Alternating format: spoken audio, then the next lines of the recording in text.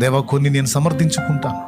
నా అంతరంగములో నీకు ఆయాసకరమైన మార్గం ఉందేమో తండ్రి, నన్ను పరిశీలనగా చూడు తండ్రి. నా తప్పులు నాకు తెలియజేయి, నేను దిద్దుకుంటానయ్యా. నాకు నువ్వు సంతోషించడమే కావాలి. నాకు అల్పకాల పాప భోగాలొద్దు, క్షణిక ఆనందాలొద్దు, క్షణిక ఆవేశాలొద్దు, ఒక పూట కూడొద్దు నాకు. ఒక పూట కూటి కోసం, అల్పకాలపు ఆనందం కోసం నీతి మాలిన స్థితికి నేను దిగవలసిన అవసరం లేదు.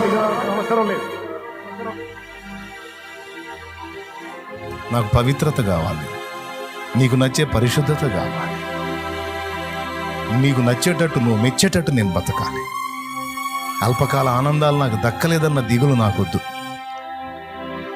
నాకు అయి కాదు, నాకు నువ్వు కావాలి.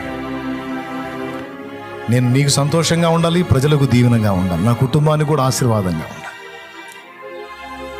దేవా, నేను నీ ఎదుట నా ప్రవర్తనను కాచుకుంటాను. ఇష్టపడుతున్నానయ్యా, నన్ను ఆశీర్వదించు, నన్ను బలపరచు, నన్ను సరిచేయి, నన్ను వెలిగించమని అడుగు. ఒక్క మాట అడుగు, ప్రార్థన చేసేస్తాను. నా దేవుడు ఎందుకు చేయడు?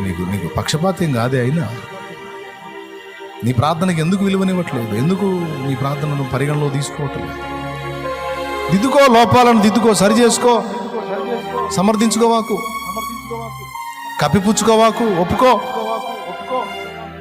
పరిశుద్ధ ప్రభువా, నీ బిడ్డలందరితో ఈ వేళ నువ్వు మాట్లాడావు. 2 సంగతులు, నిత్య జీవానికి సిద్ధపరచబడిన కృప గురించి మాట్లాడావు.